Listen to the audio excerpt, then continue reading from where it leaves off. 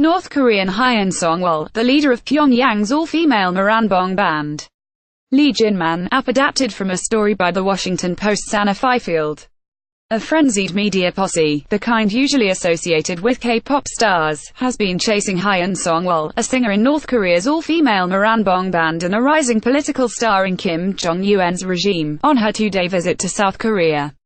She led a 7-member delegation to inspect facilities in the south where the North's Samjiyon orchestra, also led by Hyon, will play on its visit during next month's Winter Olympics, in which 22 North Korean athletes will compete.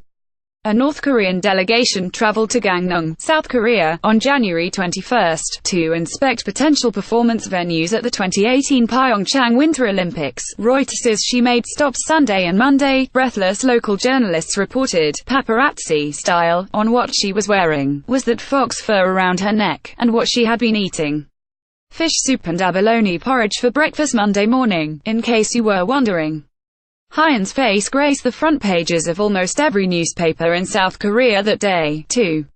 Hyun, 35, is the focus of so much curiosity partly because of her role at the center of one of North Korea's biggest cultural exports, the Moranbong Band. The band was established on Kim's orders in 2012 and was like nothing North Korea had seen before. Instead of women in tent-like traditional dresses with a repertoire consisting entirely of songs about revolutionary fervor, Hyun and her fellow singers made their debut in sparkly short dresses and performed the theme from Rocky and Disney's It's a Small World. The band, led by Hyun, was due to play in Beijing at the end of 2015 but abruptly returned home just hours before its members were set to go on stage. This was apparently because China objected to the high propaganda quotient in the band's repertoire.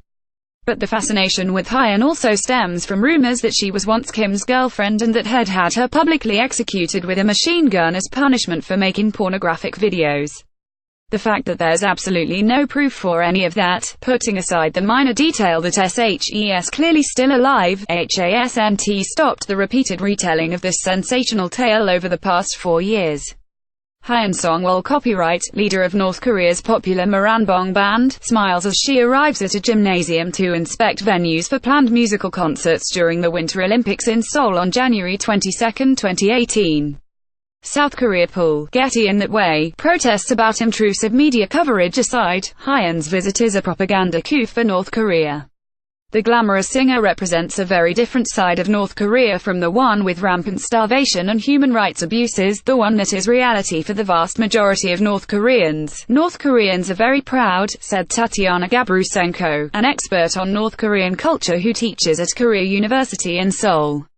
They are saying, we may be a communist state, but our girls are the most beautiful, they're not like those plastic girls in the South, she said, in a reference to the extensive use of cosmetic surgery in South Korea. That rationale prompted North Korea to keep using attractive young women in closer-fitting uniforms to direct traffic in Pyongyang despite the arrival of traffic lights, and is behind its decision to dispatch a 230-member cheering squad to South Korea for the Winter Olympics.